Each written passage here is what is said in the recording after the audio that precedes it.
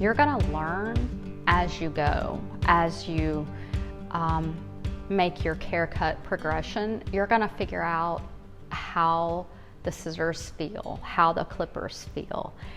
You're gonna figure out your own abilities as you're going through these different stages. And that's great, that's really important.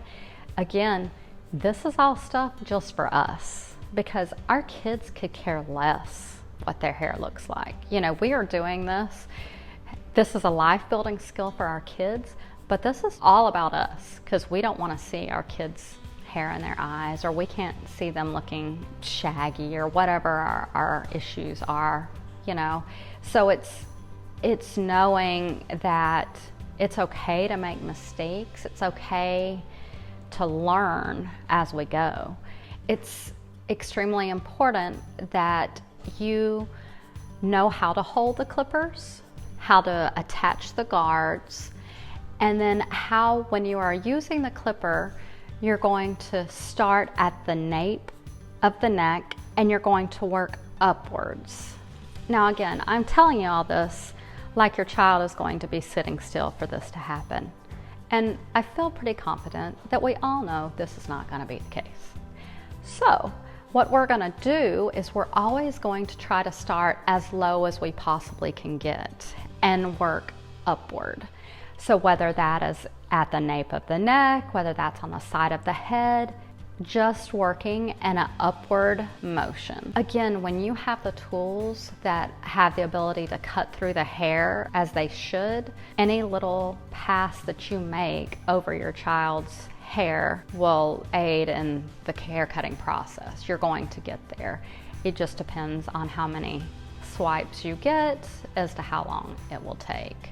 If your desired hairstyle is possibly using the clippers on the sides and the back and maybe some scissoring on the top, I always suggest starting with clippers first. However, again, when it comes time, you might be able to read or feel differently depending on how your child responds. I have done the same thing with many friends. I always pull out my clippers. That's just the way I work. Always try to do my clippers first. However, you can work really hard at your desensitizing, and when it comes down to it, if you pull out those clippers and you do your counting and your child is just not having it, extremely upset right off the bat, you know what? Let's put those guys up. Let's stop and let's get back to playing. Let's rethink our strategy here, and maybe let's come back with scissors. When it comes to scissoring, there's one thing that I really recommend to a lot of my parents. Never make a straight horizontal cut. Those can be very damaging. And I say damaging, it's not to the child, but it's to you, because you're gonna see possibly a very large mistake and you're gonna beat yourself up for it. I always recommend pulling the slightest bit hair up and making like a vertical snips to the hair. It's extremely beneficial by making those type of cuts. You can also do small amounts of hair at a time when you're doing a snip, and that can help to keep you from making a very large mistakes.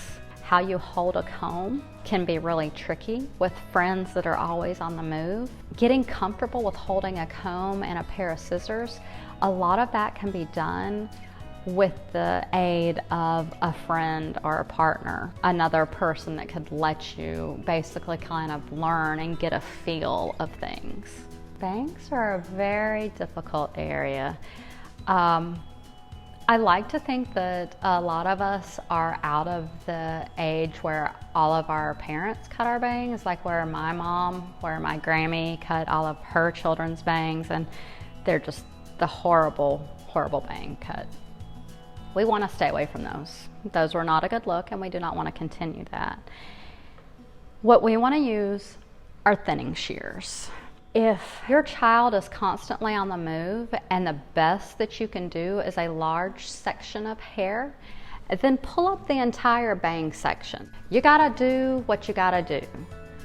Pull up the section, take the thinning shears, and again, let's start at the end, right? Never start at your child's scalp. It's very important that you always start at the ends, no matter what section that you're working at. So pull up a section of the bang. You can take the thinning shears in, and with thinning shears you can make whatever cut that you need to make. That is going to start pulling out some of the bulkiness, some of the weight of the hair. That is going to be extremely helpful and very important for you in high noticeable areas such as the bangs. If you use the thinning shears to go in, take off some of the bulk, you will then be able to go back and make your snips with your regular scissors and be able to really see that weight come off. Using thinning shears in the bang area is amazing, and it is a huge helpful trick when it comes to care cutting at home. If your child is always moving, you're going to always have to be moving with your child. So it's going to be very important for you to realize your ability. A lot of our kids are going to pick up and think, oh, this is a game. So you're going to want to figure out how best for you to implement your 1, 2, 3.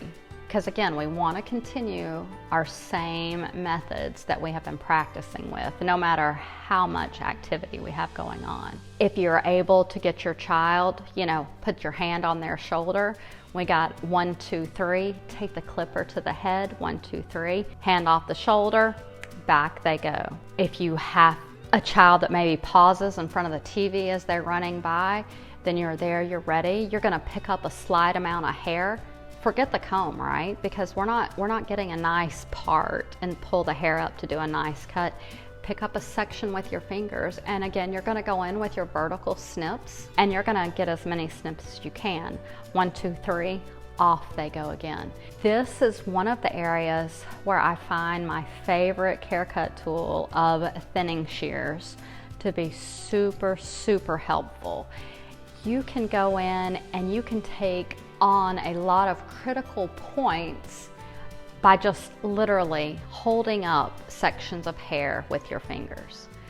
Again, we're not here, guys, for these beautiful, perfect haircuts. That's not what we're about here. We are about helping our kids along with helping ourselves out a little bit, right? Because our kids need to know this. Our kids need to understand this. We just want the hair out of their eyes. So it's kind of, we have to work together on trying to figure out the best way possible. If the child's running and you're running, you have to know what's right for you at the time. If your child doesn't have an issue or any types of allergies, powder can be super helpful. Dusting your child's neck, arms, like literally their entire body can really help for them not to have the feeling of the fallen hair on them. In that same aspect, I always recommend a long sleeve t-shirt, and that will also help in keeping the actual feel of the hair falling off them directly. Little extra things like this can help along with that feeling. Some friends just can't handle the powder, and that's totally understandable. Having a nice large hair dusting brush can be beneficial. Blowing the hair off on a regular basis, that kind of stuff, constantly, so that way they're getting a little bit of a break from that feel of the hair, can be very helpful to a lot of our children. When you are actually cutting on your child's hair, I recommend hiding the hair. Again, when they have the sight of something that was on their head and now is on the floor, it's extremely difficult for them to understand. So if you take that hair, hide it, it's really going to help to take a little bit of anxiety off your child. I recommend on haircut day that you actually either have a lot of pockets handy or free. I used even like aprons, like different things that will enable you to always have one of your tools on you, because a different situation can cause for different type of cutting, right? So if something is happening and all of a sudden your child wants to sit down and play, well, you know what? If they don't want you sitting right by them, use that opportunity to just lean over, pull up some hair, pull out your scissors, and do a little trim. You just kind of have to learn how to work with what's best for your child. If you have pockets or the ability to stash and store stuff on you, you can hide hair, you can carry a nice Dum Dum lollipop, you can carry bubbles. It helps you along the way when you're working. There are 3 words that are huge when it comes to the care cuts methods: love, patience, and perseverance. This is not going to be easy. There's, nothing about this is going to be easy, but it's extremely important that, much like everything else that we do, we just don't give up. We have to work at our steps at desensitizing. We have to work at our steps of scissoring and holding clippers and all the little things that add up to something much bigger than the actual haircut itself. Thank you guys so much for watching my course. I hope that you find all of my tips and techniques helpful in your family's haircutting journey. If you have any questions, need any help or direction with anything, please feel free, reach out to me. I would love to help your family in any way I can. Thank you so much. On to the next course.